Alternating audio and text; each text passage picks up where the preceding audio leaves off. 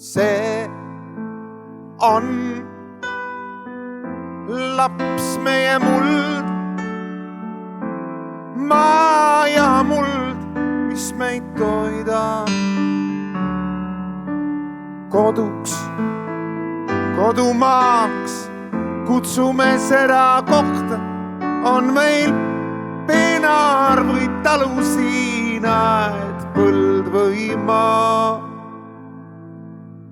Kui me siin praegu nüüd oma ei oska hoida, siis küll maailma kõikide asjade kohta me kunagi midagi öelda ei saa.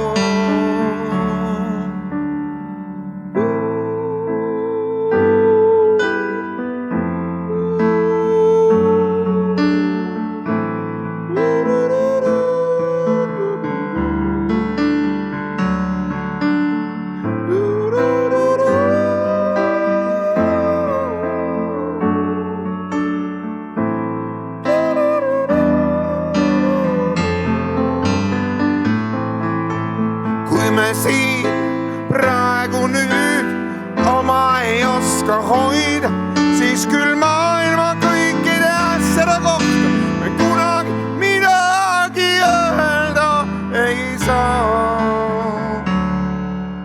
Sest see on laps meie muld, maa ja muld, mis meid toidab.